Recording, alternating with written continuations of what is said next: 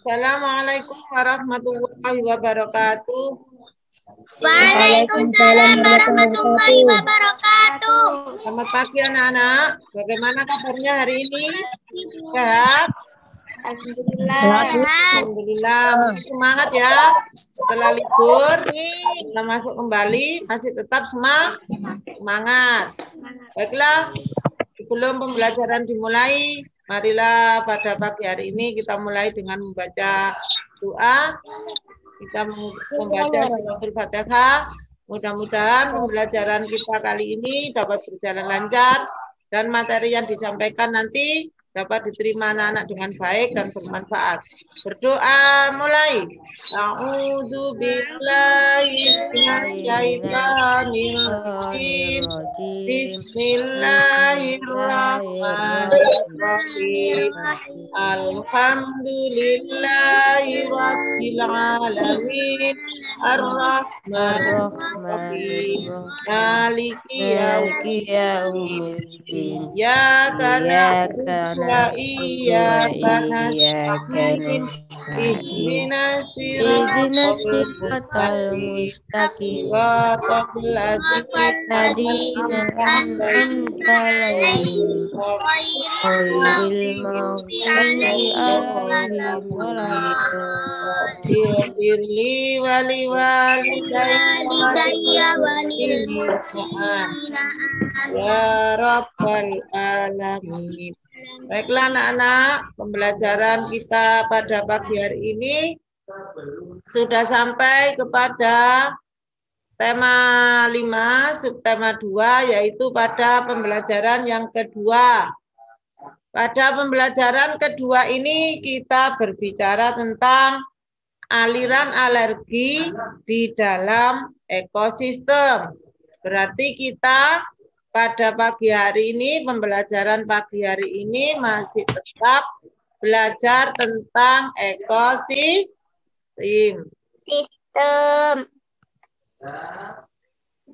Bentar materinya. Nah, pada subtema 5 subtema 2, pembelajaran yang kedua tentang aliran energi dalam suatu ekosistem. Coba kemarin kalian sudah belajar tentang ekosistem. Apa yang dimaksud dengan ekosistem? Apa kemarin? Ekosistem adalah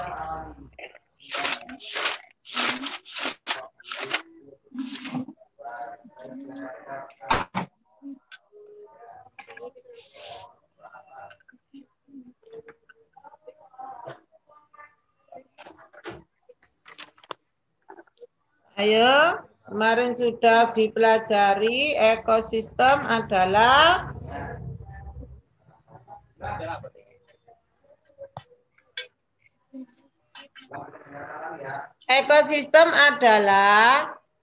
interaksi antara makhluk hidup dan makhluk yang tak hidup dalam suatu tempat tertentu.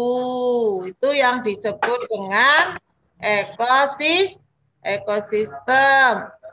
Sekarang kita berbicara tentang aliran energi dalam ekosistem. Di sini ada teks bacaan non-fiksi tentang aliran energi di dalam ekosistem. Energi pada suatu ekosistem itu dapat digambarkan dalam sebuah rantai makanan. Kemarin kalian juga sudah mempelajari tentang rantai makanan. Coba apa yang dimaksud dengan rantai makanan itu? Ayo, siapa yang bisa? Rantai makanan adalah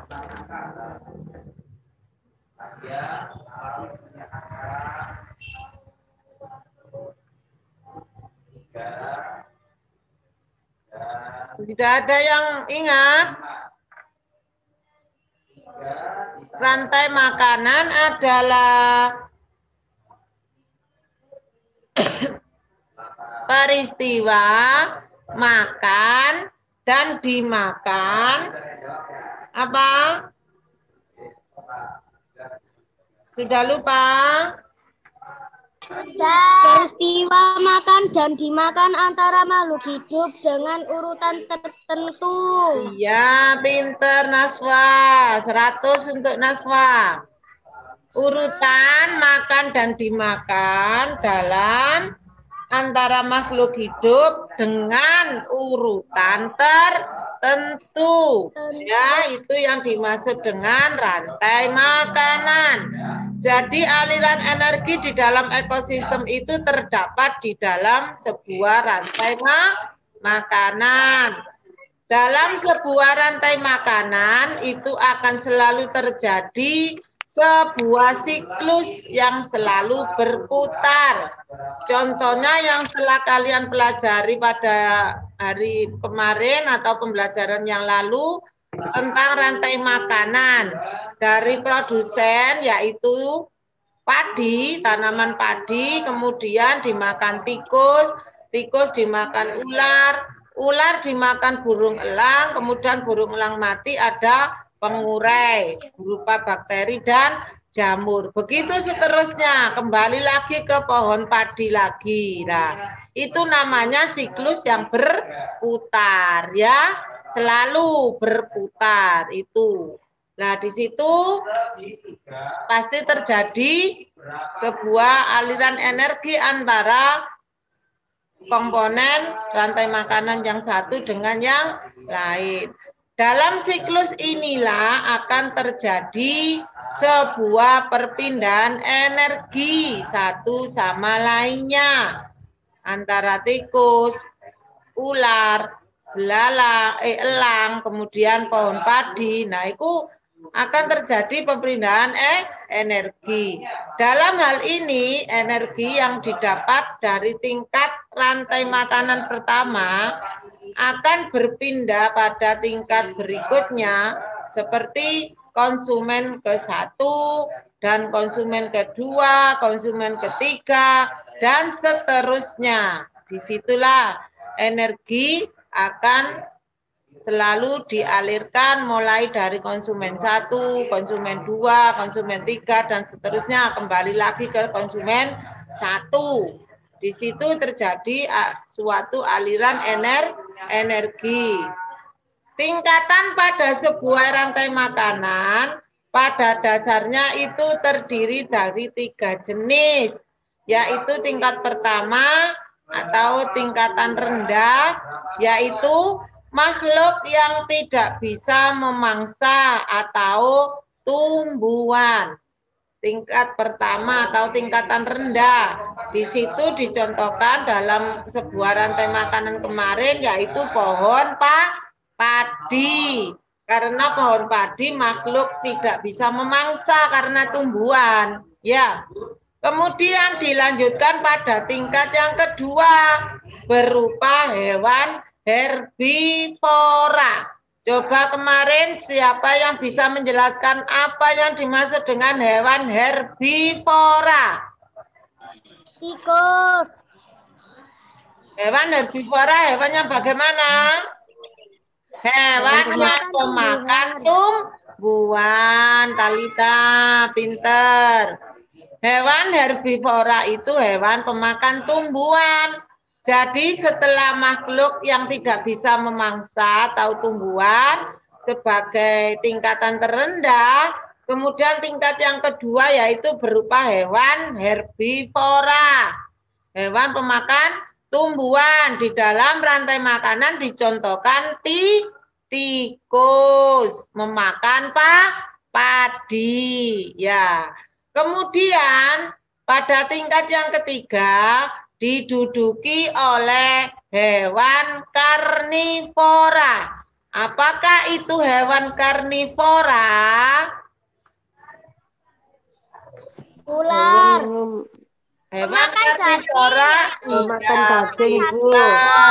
hewan karnivora itu hewan pemakan daging. Dalam sebuah rantai makanan yang kemarin kita pelajari, berarti hewan karnivora itu dicontohkan adalah ular. Karena di situ ular memakan apa? Tikus. Tikus. Ya, itu pada tingkatan yang ketiga.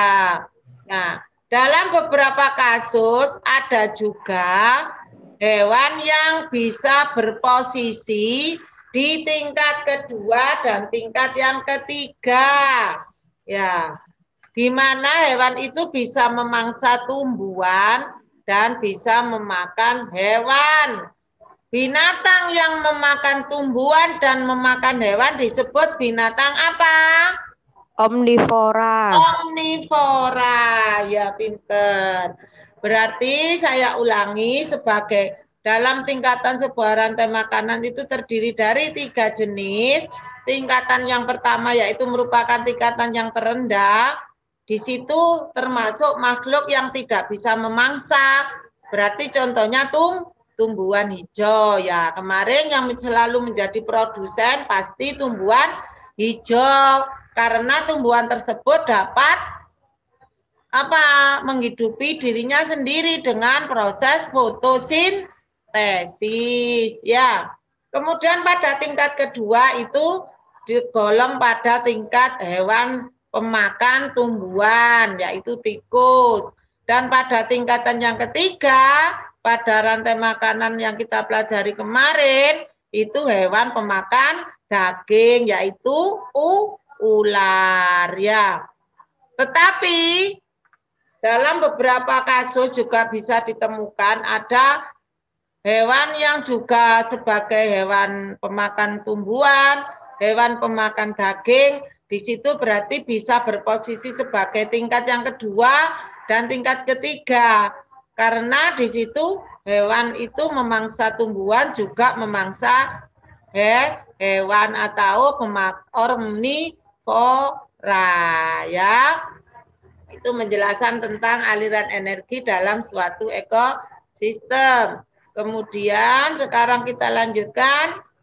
Setelah belajar tentang ekosistem, di situ di dalamnya terdapat rantai makanan, anak-anak kita sudah belajar untuk menyusun sebuah karangan non-fiktif.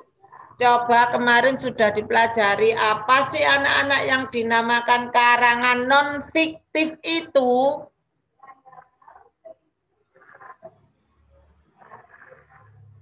Ayo. Dalam sebuah karangan ada yang bersifat non-fiktif dan ada yang bersifat fiktif. Sekarang karangan yang bersifat non-fiktif itu karangan yang bagaimana anak-anak? Betul, Bu. Apa, Nak? Betul, Bu. Saya Bu mau jawab. Iya, monggo. Yang mau jawab silakan. Non-fiktif tidak asli. Yang lain ada yang bisa menjawab lagi? Teks yang berisikan hasil pengamatan data-data dan fakta serta bukan merupakan imajinasi kita. Iya. Cek, Talita diperkeras sedikit, nggak dengar Talita. Coba diulangi lagi Talita. Teks yang berisikan hasil pengamatan data-data dan fakta serta bukan merupakan imajinasi kita. Karangan non-fiktif itu karangan yang berupa berdasarkan fakta, data, ya, bukan dari hasil imajinasi atau bukan hasil dari karangan pemikiran kita. Jadi, karangan tersebut berbentuk nyata, benar-benar sesuai dengan data atau fakta. Ya. Coba di sini dicontohkan ada Nora dan Meli yang mendapat tugas untuk membuat karangan non-fiktif tentang rantai makanan. Ya, coba disimak percakapannya. Meli, setelah pulang sekolah kita mengerjakan tugas bersama ya. Tugas membuat karangan non-fiksi tentang rantai makanan ya. Betul sekali. Apakah karangan non-fiksi itu? Dapatkah kamu menjelaskannya? karangan non-fiksi adalah karangan yang mengetahui tentang data dan fakta, bukan menggunakan imajinasi kita. Jadi anak-anak, karangan non-fiksi itu karangan yang kita buat berdasarkan fakta, datanya benar, bukan dari pemikiran kita berupa imajinasi, ngarang-ngarang sendiri, bukan ya, berdasarkan data atau fakta. Kemudian Naura lagi bertanya, apakah kita memerlukan beberapa informasi dalam membuat karangan non-fiksi? Kemudian Meli menjawab, tentu saja kita harus mencari informasi dari berbagai sumber yang berhubungan dengan tema karangan non-fiksi yang akan kita buat. Anak-anak masih ingatkah kemarin Bu Sur mengeser materi tentang teks non-fiksi rantai makanan? Masih ingat apa sudah lupa pada pelajaran yang lalu? Nah, dalam bercerita atau teks bacaan tentang rantai makanan, di situ menceritakan proses terjadinya rantai makanan dari mulai produsen padi sampai pengurai. Ya, masih ingat? Yang di buku juga ada disebut judulnya rantai makanan. Itu salah satu bentuk karangan atau cerita non-fiksi. Di situ menjelaskan tentang proses terjadinya rantai makanan pada padi, tikus, ular, kemudian burung elang dan pengurai. Masih ingat? Paham kemarin yang dipelajari?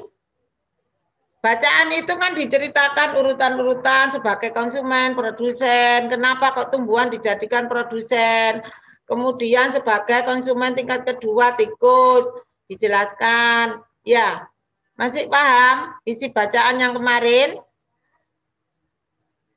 Ya, nah, sekarang tugas kalian di situ nanti membuat sebuah karangan non-fiksi tentang rantai makanan sama dengan pada bacaan fiksi non-fiksi tentang rantai makanan di buku. Cuman di situ rantai makanannya tentang padi, tikus, dimakan ular, dimakan burung elang. Ya, sekarang anak-anak disuruh membuat karangan non-fiksi tentang rantai makanan dengan menggunakan rantai makanan dari salah satu hewan yang ada di gambar. Jadi anak-anak nanti melihat rantai makanan pada kata, ya, kemudian atau yang rantai makanan pada lumba-lumba, atau rantai makanan pada kidang. Jadi anak-anak nanti mencari dulu rantai makanan, salah satu, dipilih salah satu ya. Pada katak boleh, pada ikan lumba-lumba boleh, pada kidang boleh. Kemudian setelah mendapat rantai makanan dari salah satu hewan tersebut, anak-anak menceritakan seperti yang ada di pada buku tentang rantai makanan. Ya, paham yang dimaksud tugasnya, anak-anak? Paham. Ya, paham ya yang dimaksud tugasnya? Jadi Paham, anak-anak Bu. mencari dulu. Paham, Bu.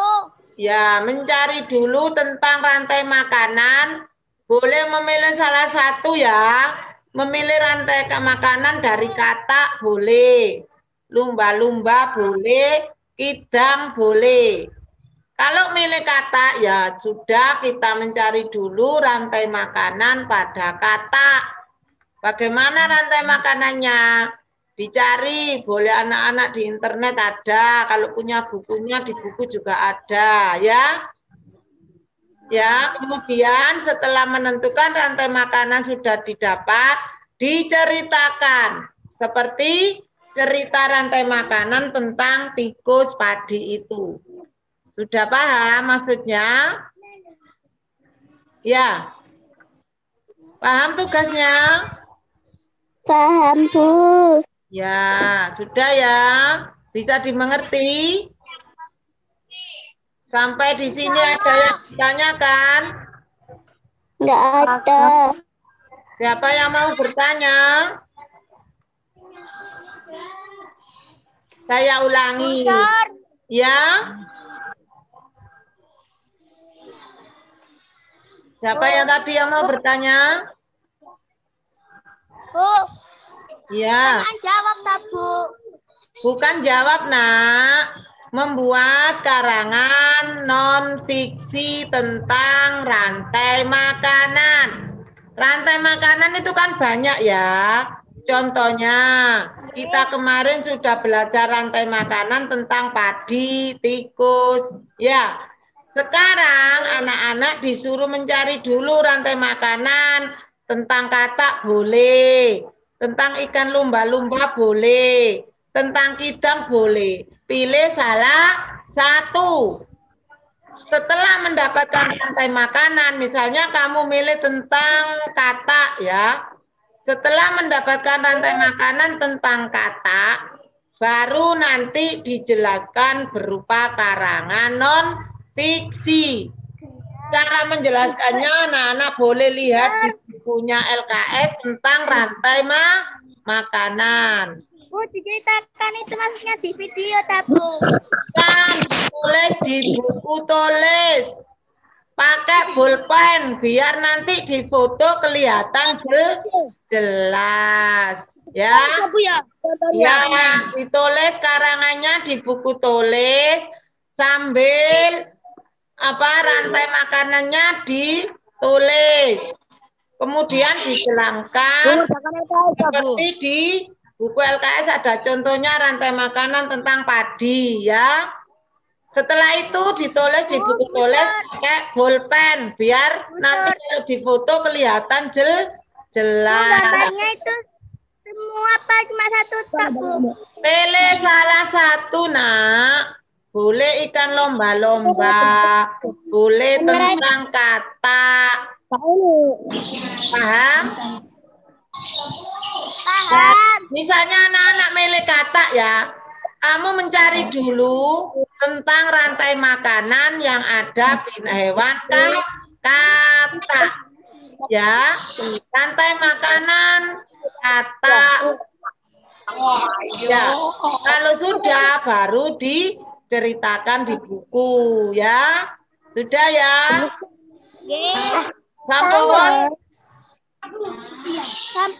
Oke, ya, Bu Surakiri. Mudah-mudahan pembelajaran kita pada pagi hari ini bisa bermanfaat dan dapat diterima oleh anak-anak. Marilah kita mengucapkan hamdalah. Alhamdulillahirabbil alamin. Bu Surakiri. Wassalamualaikum warahmatullahi wabarakatuh. Waalaikumsalam warahmatullahi wabarakatuh. Oke, selamat belajar ya. Semangat. Bu. Oke. Sudah, sekarang boleh keluar dari Zoom.